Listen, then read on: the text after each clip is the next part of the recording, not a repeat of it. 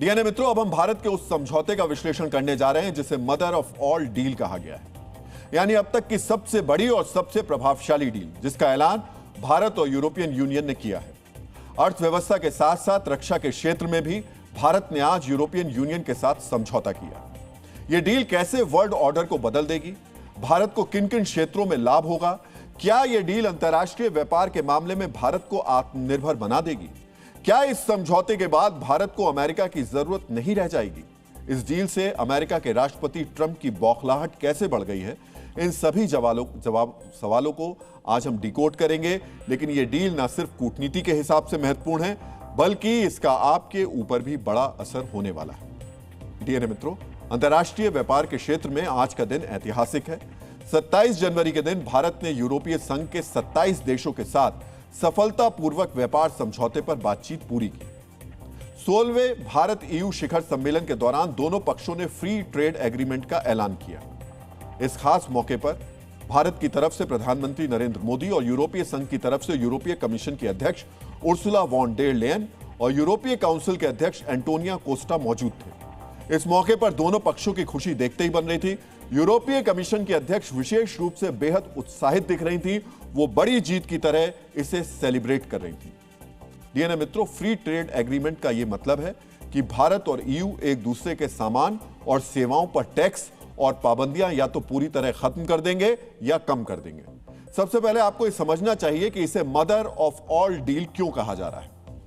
DNA मित्रों, भारत और European union के साथ आने से 185 करोड़ लोगों का साझा बाजार बनता है। भारत दुनिया की चौथी सबसे बड़ी अर्थव्यवस्था है, जबकि ईयू दूसरी सबसे बड़ी।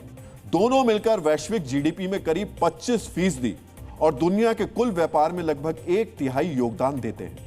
दो बड़ी अर्थव्यवस्थाओं के साथ जुड़ने से व्यापार और निवेश के अभूतपूर्व अवसर तैयार होंगे। यह डील दोनों ही पक्षों के लिए फायदेमंद है। भारत और ईयू को होने वाले फायदों के बारे में जानने से पहले आपको दोनों के बीच मौजूदा व्यापार के बारे में जरूर जानना चाहिए। 2024-25 के आंकड़ों के मुताबिक भारत और ईयू के बीच कुल व्यापार 220 अरब डॉलर का है। इसमें सामान और सर्विसेज दोनों हैं। केवल सामानों के व्यापार की बात करें तो दोनों देशों के बीच 137 अरब डॉलर का व्यापार हुआ। भारत ने यूरोपीय यूनियन को 76 अरब डॉलर के सामान का निर्यात किया, जबकि ईयू ने भारत को 61 अरब डॉलर का निर्यात किया है। यानी सामानों के निर्यात के मामले में भारत 15 अरब डॉलर के ट्रेड सरप्लस की स्थिति में है। डीएनए मित्रों, फ्री ट्रेड एग्रीमेंट लागू हो जाने के बाद दोनों पक्षों के व्यापार में और बढ़ोतरी आएगी। दोनों तरफ का बाजार एक दूसरे के लिए खुल जाएगा। यूरोपीय यूनियन को 140 करोड़ लोगों का बाजार मिलेगा, जबकि भारत को 45 करोड़ लोगों का बाजार, जिसकी परचेजिंग पावर बहुत ज्यादा है।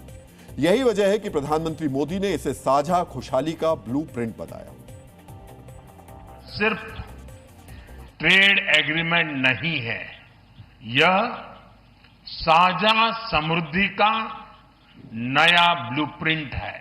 हम अगले 5 वर्ष के लिए एक और भी एम्बिशियस और होलिस्टिक स्ट्रेटेजिक एजेंडा लॉन्च कर रहे हैं। डीएनए मित्रों, अब आपको इस ट्रेड डील से भारत को होने वाले फायदों के बारे में जानना चाहिए। इस डील के लागू होने पर ईयू में 99% भारतीय सामानों पर टैरिफ या तो खत्म हो जाएगा या बहुत कम हो जाएगा। टेक्सटाइल और लेदर जैसे सेक्टर में सबसे ज्यादा फायदा होगा, जहां लाखों लोग काम करते हैं। साथ ही भारत दुनिया का सबसे बड़ा ज्वेलरी निर्यातक बन सकता है। भारत की जेनेरिक दवाइयां यूरोप में आसानी से बिकेंगी। मरीन सेक्टर, हैंडीक्राफ्ट्स और इंजीनियरिंग सामानों का निर्यात भी बढ़ेगा। रिपोर्ट्स के मुताबिक भारतीय सामानों के निर्यात में 50 अरब डॉलर तक की बढ़ोतरी होगी। इसके अलावा भारतीय आईटी और एजुकेशन सर्विसेज को यूरोपीय यूनियन से बड़ा बाजार मिलेगा। यूरोपीय देश अमेरिका और चीन का विकल्प तलाश रहे हैं। ऐसे में इस डील से भारत मैन्युफैक्चरिंग सेक्टर में बड़ा केंद्र बन सकता है। यूरोपीय बाजारों में चीन का दबदबा इससे कम होगा। भारत ने दूध, अनाज, पोल्ट्री और फल सब्जी जैसे क्षेत्रों को समझौते से बाहर रखा है, यानी किसानों के हितों से समझौता नहीं किया गया है। संक्षेप में कहें तो इस डील से भारत का निर्यात बढ़ेगा, नौकरियां बढ़ेंगी, अर्थव्यवस्था की रफ्तार तेज होगी और भारतीय प्रोडक्ट्स दुनिया में चमकेंगे। भारत की तरह यह समझौता यूरोपीय देशों के लिए भी उतना ही फायदेमंद है। डीएनए मित्रों, इस समझौते के लागू होने के बाद यूरोप से आयात की जाने वाली शराब पर टैक्स कम होगा, जिससे यूरोप का निर्यात बढ़ेगा। BMW, ऑडी और मर्सिडीज जैसी कार कंपनियों के लिए भारत में बिक्री आसान होगी। इन कारों पर अभी 110% टैक्स लगता है, जो डील के बाद घटकर 40% हो जाएगा। अगले 5 से 7 साल में टैक्स घटकर 10% तक हो सकता है। साथ ही यूरोप की आईटी, इंजीनियरिंग और टेलीकॉम कंपनियों को भारत में ज्यादा काम मिलेगा। डीएनए मित्रों, यूरोप से आने वाले सामानों पर कम टैक्स लगने से भारत के लोगों को लग्जरी कार सस्ती मिलेगी। टैक्स कम होने से एक शोरूम प्राइस में 20 से 50% तक की कमी आ सकती है। दूसरी तरफ यूरोपीय यूनियन को दुनिया के सबसे बड़े बाजार में बिना टैरिफ एंट्री मिल जाएगी। भारत में यूरोपीय देशों के प्रोडक्ट सस्ते बिकेंगे, जिससे उनकी मांग बढ़ेगी। इससे यूरोप की कंपनियां ज्यादा कमाएंगी और अर्थव्यवस्था को बूस्ट मिलेगा। यही वजह है कि यूरोपीय कमीशन के अध्यक्ष ने ट्रेड डील के मौके पर मकर संक्रांति का जिक्र कर इसे नई शुरुआत का प्रतीक बताया। 2 weeks ago, India marked Makar Sankranti. 2 हफ्ते पहले भारत ने मकर संक्रांति मनाई। ये उत्तरायण की शुरुआत है, यानी सूरज की उत्तर की ओर यात्रा, अंधेरे से रोशनी की ओर, शांति से विकास की ओर। ये नए सिरे से शुरुआत करने, नई रफ्तार पकड़ने और ईयू और भारत दोस्ती में एक नया चैप्टर शुरू करने का सही समय है। आज हमने मिलकर यही हासिल किया है। Friendship, and this is exactly what we have achieved. DNA मित्रों, भारत और यूरोपीय यूनियन की डील वाली इस दोस्ती से अगर किसी को सबसे ज्यादा परेशानी हो रही होगी तो वो ट्रंप है। इस डील के जरिए भारत और यूरोपीय देशों ने ट्रंप को बड़ा झटका दिया है। ट्रंप ने दूसरी बार अमेरिका का राष्ट्रपति बनने के बाद टैरिफ का दुरुपयोग करके पहले भारत को परेशान किया। पिछले कुछ हफ्तों से ग्रीनलैंड के मुद्दे पर वो यूरोप को भी परेशान कर रहे हैं। इस तरह ट्रंप जिन 2 ताकतों यानी भारत और यूरोप को किनारे लगाने की कोशिश में थे, उनके बीच महत्वपूर्ण ट्रेड डील निश्चित रूप से उन्हें चुभेगी। अमेरिकी राष्ट्रपति इसे खुली चुनौती के तौर पर देखेंगे, क्योंकि भारत अमेरिका की ट्रेड डील अटकी हुई है। दूसरी ओर यूरोपीय देशों ने भी अमेरिका के साथ अपनी ट्रेड डील की मंजूरी रोक दी है। यही वजह है कि अमेरिका इस डील को लेकर अपनी नाराजगी जता रहा है। अमेरिका ने यूरोप पर क्या आरोप लगाए हैं, यह जानने से पहले आपको डील के पीछे के ट्रंप फैक्टर के बारे में पता होना चाहिए। डीएनए मित्रों, आज भारत और यूरोपीय यूनियन के साथ जिस डील का ऐलान हुआ, उस पर बातचीत 2007 से चल रही थी।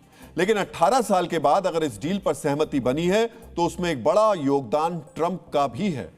ट्रंप की टैरिफ नीति ने भारत और यूरोपीय देशों दोनों को बातचीत जल्दी से जल्दी खत्म करने के लिए प्रेरित किया। इस डील के जरिए भारत ने दिखाया कि वो अमेरिकी टैरिफ के दबाव में झुकने वाला नहीं है। ट्रंप प्रशासन ने भारत पर 50% तक टैरिफ लगा दिया है, लेकिन भारत ने दबाव में अमेरिका के साथ समझौता नहीं किया। भारत ने यह भी दिखाया कि वो व्यापार साझेदारों में विविधता ला रहा है। अगर अमेरिका भारतीय उत्पादों पर टैरिफ लगाएगा, तो भारत दूसरे देशों से समझौता बढ़ाएगा।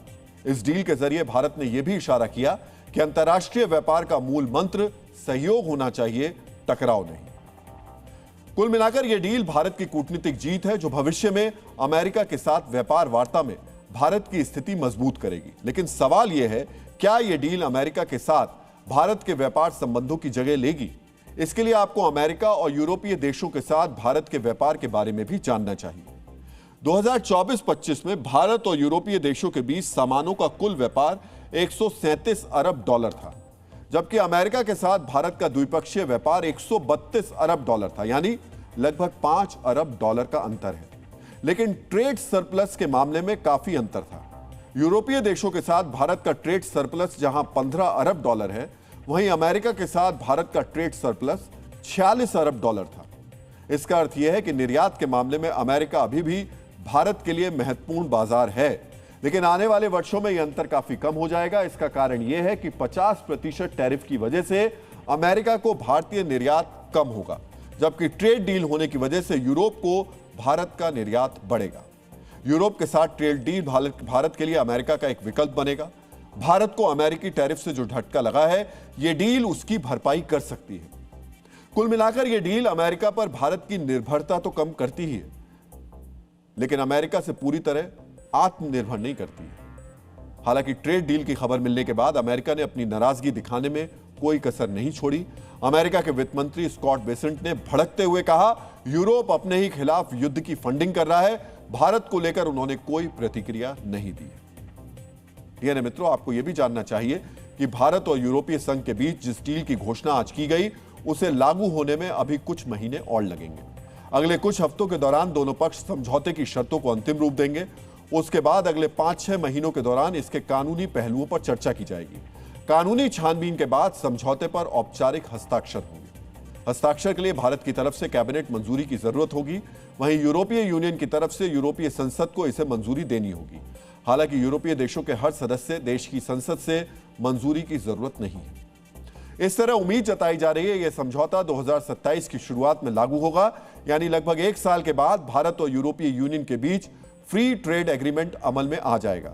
इसके बाद दोनों पक्ष इस समझौते के तहत व्यापार करने लगेंगे। डीएनए मित्रों, यह अनुमान लगाया जा रहा है कि फ्री ट्रेड एग्रीमेंट के लागू होने के बाद दोनों पक्षों के बीच 5 से 7 साल में व्यापार बढ़कर 2 गुना हो सकता है। यानी फिलहाल $220 अरब का जो व्यापार हो रहा है वो बढ़कर $440 अरब हो सकता है। डीएनए मित्रों, फ्री ट्रेड एग्रीमेंट की घोषणा के साथ साथ भारत और यूरोपीय देशों के बीच सुरक्षा और रक्षा समझौते पर भी हस्ताक्षर हुए। ये दोनों पक्षों के बीच पहला व्यापक रक्षा और सुरक्षा समझौता है। आपको इस समझौते से होने वाले फायदों के बारे में भी जानना चाहिए। डीएनए मित्रों, इससे समुद्री सुरक्षा में सहयोग बढ़ेगा, संयुक्त नौसैनिक अभ्यास और नौसेना सहयोग में बढ़ोतरी होगी। दोनों पक्ष साइबर खतरों का भी मिलकर मुकाबला करेंगे। आतंकवाद के खिलाफ दोनों पक्ष खुफिया जानकारी साझा करेंगे। रक्षा उद्योग और तकनीक में भी सहयोग बढ़ेगा। साथ ही अंतरिक्ष के क्षेत्र में भी दोनों पक्षों का तालमेल मजबूत होगा। यह समझौता यूरोपीय यूनियन के साथ जापान और दक्षिण कोरिया के समझौते की तरह है। इससे भारत को यूरोपीय देशों की रक्षा से जुड़ी पहल में शामिल होने का अवसर मिलेगा। कुल मिलाकर व्यापार के साथ साथ रक्षा भागीदारी भी बढ़ेगी। आतंकवाद के मुद्दे पर दोनों पक्षों के बीच सहयोग से खालिस्तानी आतंकवादियों और उनके पाकिस्तानी आकाओं की मुश्किलें बढ़ेंगी। अब यूरोपीय धरती से भारत के खिलाफ आतंकवादी गतिविधियों को अंजाम देना मुश्किल हो जाएगा। यूरोपीय देशों से भारत को न सिर्फ इन गतिविधियों की जानकारी मिलेगी, बल्कि इस आतंक को खत्म करने के लिए भी उन्हें मजबूर होना पड़ेगा।